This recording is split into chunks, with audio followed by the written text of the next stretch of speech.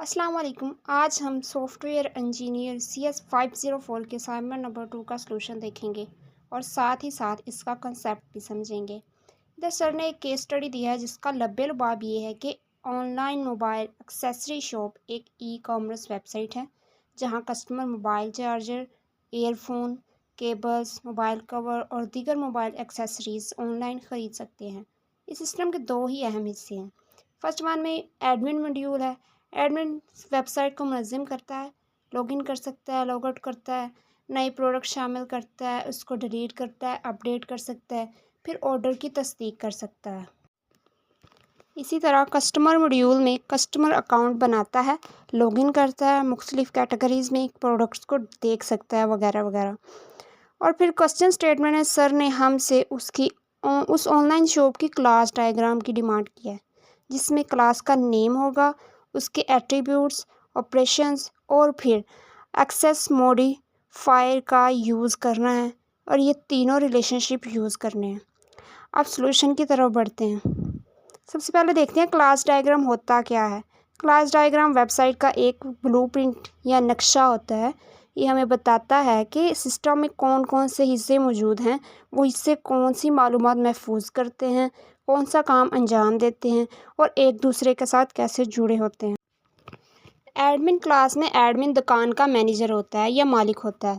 Admin system میں log in کرتا ہے، پروڈکٹس جیسا کہ چارجر، موبائل کور وغیرہ کو اپڈیٹ کر سکتا ہے، ان کو ڈیلیٹ کر سکتا ہے، مختلف کیٹیگریز کو منظم کرتا ہے اور کسٹمر کے آرڈر کی تصدیق کرتا ہے۔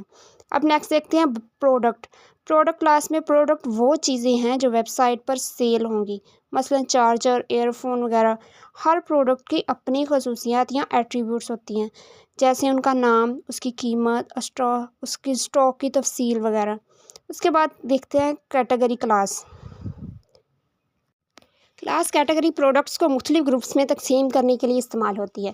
اس سے کسٹمر اپنی پسند کی پروڈکٹ آسانی سے ڈھونڈ سکتا ہے۔ اب کسٹمر کلاس میں کسٹمر سب سے پہلے لاگ ان کرتا ہے، کوئی پروڈکٹ چوز کرتا ہے اور آخر میں آرڈر دیتا ہے۔ اسی طرح کارٹ کلاس ایک شاپنگ باسکٹ کی طرح کام کرتی ہے۔ پھر کارٹ آئٹم کلاس یہ کام کرتی ہے ایسے جیسے اس باسکٹ کے اندر موجود ہر پروڈکٹ کی الگ الگ معلومات کو محفوظ کرتی ہے۔ اس کے بعد آرڈر کلاس ہے، اس میں ہم آرڈر کا نمبر، کس اسٹیٹ کو آرڈر دیا ہے، آرڈر کا اسٹیٹس کیا ہے اور کل کتنی رقم بنی ہے، سب اس آرڈر کلاس میں ہم اسٹور کرتے ہیں۔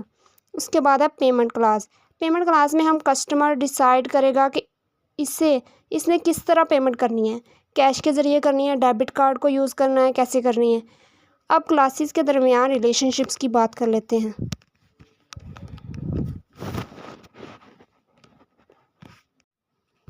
سب سے پہلے ایسوسیشن ریلیشن شپ کی بات کر لیتے ہیں۔ ایسوسیشن کا مطلب ہے دو کلاسز ایک دوسرے کے ساتھ جڑی ہوئی ہیں، مثلا کسٹمر آرڈر یعنی ایک کسٹمر ایک یا ایک سے زیادہ آرڈر دے سکتا ہے۔ اسی طرح ایگریگیشن کا مطلب ہے کسی چیز کا حصہ ہونا، مثلا کیٹیگری اور پروڈکٹ۔ ایک کیٹیگری میں بہت سی پروڈکٹس ہو سکتی ہیں لیکن ایک کیٹیگری جب ڈیلیٹ ہو جائے تو پروڈکٹس موجود رہتی ہیں، ان پر کوئی اثر نہیں ہوگا۔ اسی طرح ریلیشن شپ کمپوزیشن ایک مضبوط ملکیت کو ظاہر کرتا ہے، مثلا کسٹمر یا کارٹ صرف اسی کسٹمر کی ہوتی ہے۔ اگر کسٹمر کا اکاؤنٹ ڈیلیٹ ہو جائے تو کارٹ بھی ختم ہو جائے گی۔ اسی طرح اگر کارٹ ڈیلیٹ ہو جائے تو کارٹ کے اندر کارٹ آئٹمز بھی ختم ہو جائیں گے۔ اب اس پورے سسٹم کا فلو دیکھیں۔ ایک کسٹمر آتا ہے، اکاؤنٹ بناتا ہے، لاگ ان کرتا ہے، مختلف کیٹیگریز کو دیکھتا ہے، پروڈکٹس کو کارٹ میں شامل کر لیتا ہے، پیمنٹ کا طریقہ منتخب کرتا ہے۔ ایڈمن کیا کرتا ہے، اس آرڈر کی تصدیق کرتا ہے اور پھر پروڈکٹ کسٹمر کے ایڈریس پر پہنچ جاتی ہے۔ اینڈ پر ایک بات سب سے کہنا چاہوں گی، رٹنے والا سوال بدلنے پر کھو جاتا ہے اور سمجھنے والا ہر سوال کا حل نکال لیتا ہے۔ Subscribe to my channel for more conceptual study. ملتے ہیں نئی ویڈیو میں۔ اللہ حافظ۔